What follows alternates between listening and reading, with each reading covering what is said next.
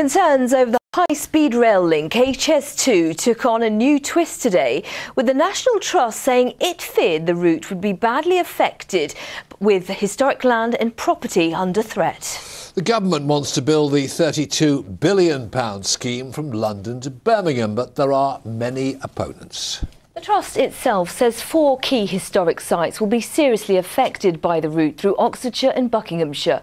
Tourist attractions like Claydon House, Waddesdon Manor, Hartwell House and Coombe Hill. Our transport correspondent Mike Pearce reports. This is one of the most tranquil parts of Buckinghamshire, home to historic buildings and beautiful countryside. But if High Speed 2 goes ahead, not only will Claydon House be next to a high-speed line, but a big new maintenance depot. Elsewhere, Waddesdon Manor, one of our most popular estates, is also near the route. Add to that the ancient Coombe Hill near Wendover, and it's no wonder the National Trust are extremely concerned at the impact. There's a very strong sense of feeling that people obviously don't want the railway, and I think that's completely understandable. And the National Trust has also been opposed to this route. However, people are beginning to understand that actually maybe if there's more dialogue, they could get something better out of the scheme. And that's what you would hope? That is exactly what we hope will happen. The grounds of Hartwell House at Stone near Aylesbury were today open to the public, so they could see for themselves the impact the line will have. It will go straight through the grounds. We're devastated, really. I mean, we just hope it doesn't happen. You can see all these presentations about noise and all the other things and how little it's going to affect us, but we just know it's going to be pretty hideous. The government say it's good for jobs, good for the economy, and really it does have to happen. So sorry if you don't like it in your back garden, but it has to go somewhere. But so many of their arguments have been discredited.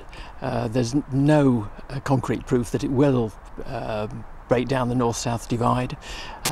Most of the jobs it will create will actually be in London rather than elsewhere in the country. OK, let's cross live now to Mike. He's outside Hartwell House near Aylesbury. Mike, it's a beautiful house behind you. How badly will it be affected?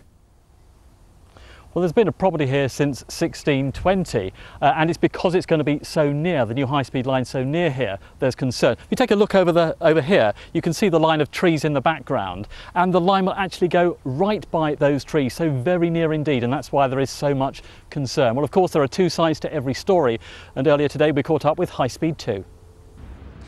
The sort of measures that we will take to overcome the likely environmental impacts in the vicinity of Hartwell House will include planting, landscaped earthworks where we will build up the land adjacent to the railway and provide additional noise barriers where we think there are going to be noise effects.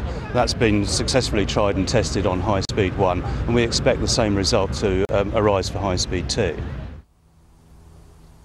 Well, of course, we have the new Transport Secretary, but all the word from the government is they are still committed to High Speed 2, but they say they will be working with local people to try to reduce the impact as much as possible.